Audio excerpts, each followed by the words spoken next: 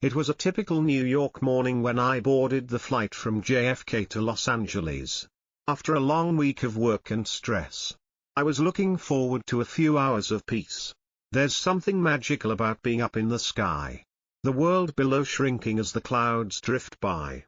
That's why I made the decision to pay extra for a window seat. As I walked down the aisle, I could already feel the slight anticipation of the upcoming flight, the hum of conversation, the rustle of magazines, and the occasional clink of a cup from the flight attendants preparing for takeoff. I reached my row, number 18, and to my relief, the window seat was open. Just as I'd hoped. I settled into my seat, adjusting the headrest and placing my bag overhead. The window was crystal clear, perfect for viewing the scenery as we ascended. It was a small luxury, paying a bit more for a seat I knew would be my sanctuary for the next few hours. I pulled out my headphones and prepared to drift into a peaceful state, my eyes already drawn to the small strip of sky I could see through the window. But just as I was about to relax, I noticed a woman walking toward me down the aisle. She had a stern expression, scanning the seating arrangements as she approached row 18. I hadn't noticed her earlier, but now, there was no mistaking her determined gaze.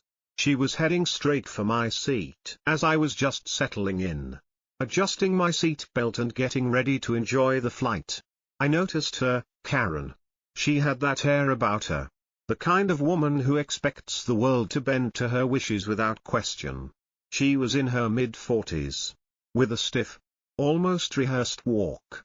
She had a purse clutched tightly to her side, her expression slightly too serious for the start of a flight. She stopped at row 18, glanced at the seat numbers, then locked eyes with me.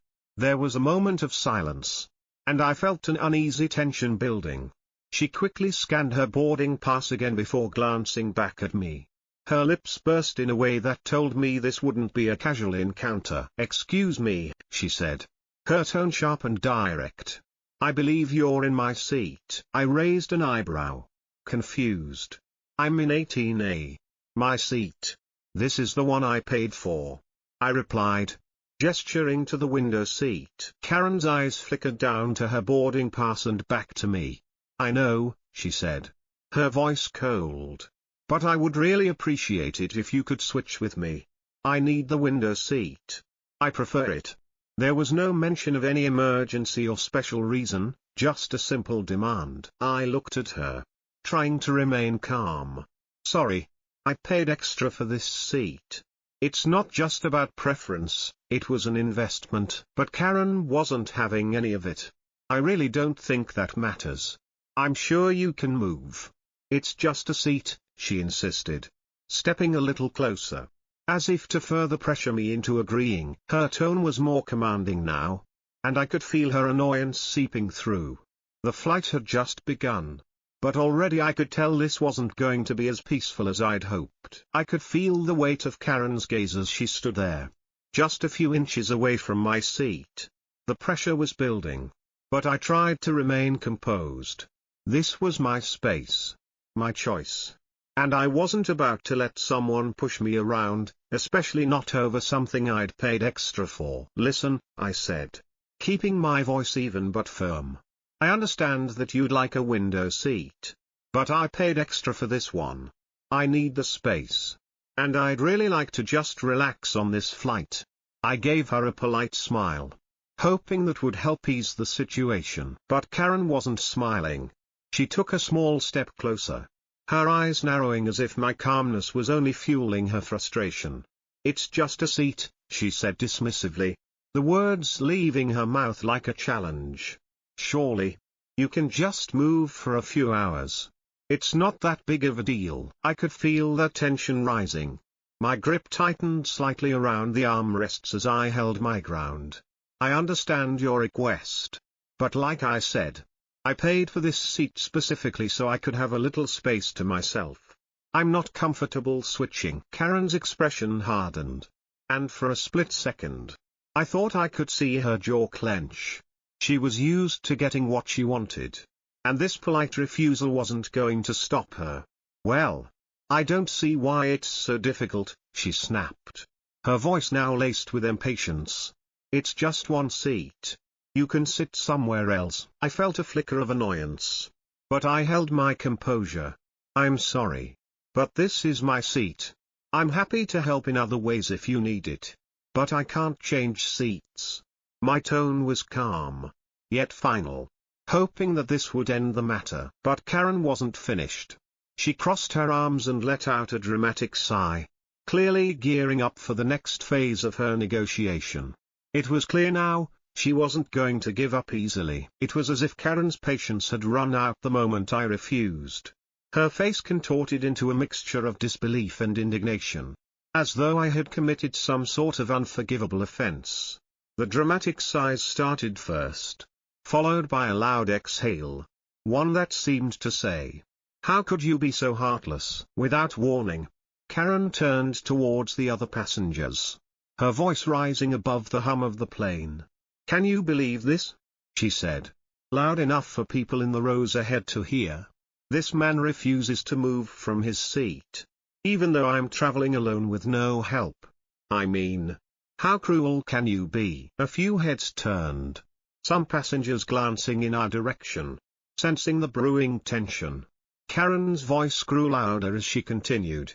"I'm a single mother, and I'm just trying to make this flight more comfortable for my son. But of course, people like him have no empathy. None at all." Her words were dripping with drama, and I could feel the eyes of the surrounding passengers shifting uncomfortably between her and me.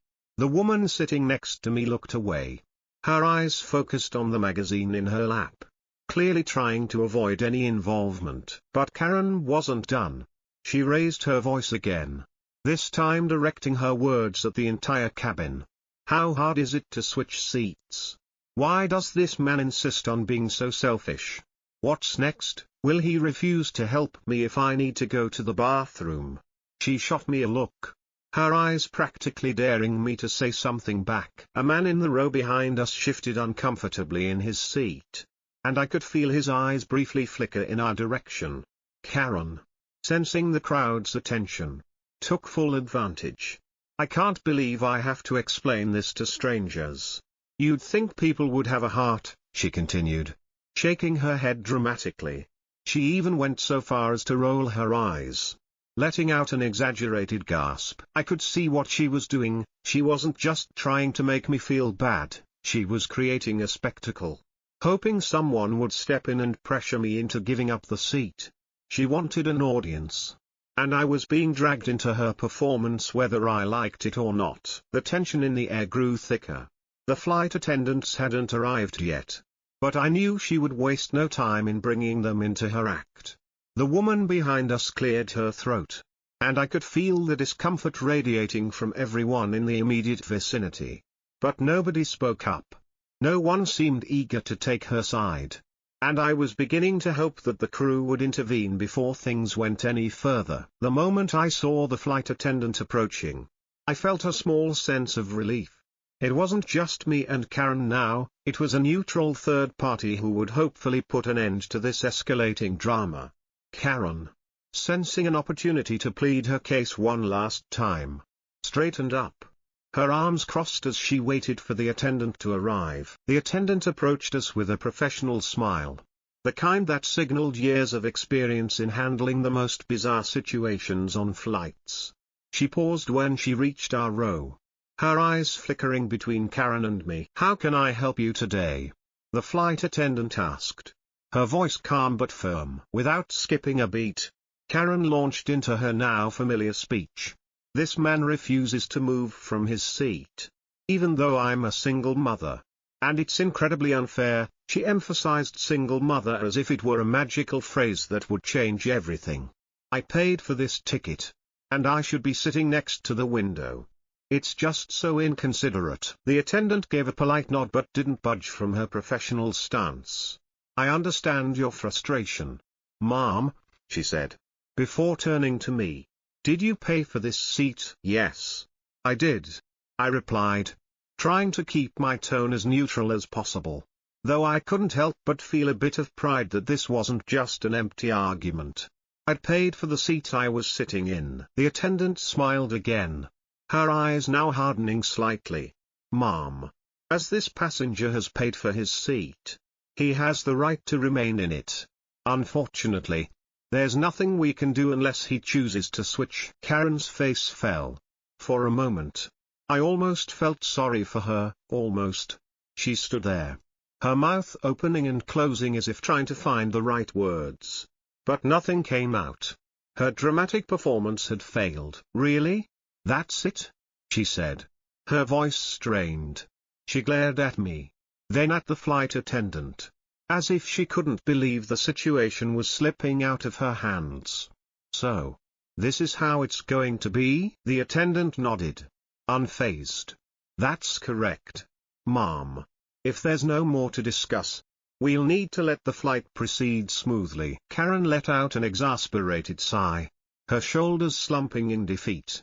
She looked at me one last time, her eyes filled with frustration and resentment. But there was nothing more she could do. "Fine," she muttered, as if surrendering to some great injustice. She shuffled back to her own seat, her face red with humiliation, and collapsed into it without another word. The flight attendant turned to me with a polite smile. "I hope the rest of your flight is more relaxing," she said before walking away. As the flight continued, Karen sat in her seat, seething with quiet anger. But the rest of the journey passed without incident. I could finally lean back, relax, and enjoy the view from my window without any more drama. And though Karen had lost the battle, I knew deep down she hadn't learned a thing. People like her never do. So that's how it all went down. Karen's drama finally ended, and I was left to enjoy the rest of my flight. It's a reminder that some people just don't know when to quit. Have you ever dealt with someone like Karen? Drop your thoughts in the comments below. I'd love to hear your stories. If you liked this one, don't forget to like, comment, and subscribe for more crazy tales. Thanks for watching, and I'll see you in the next video.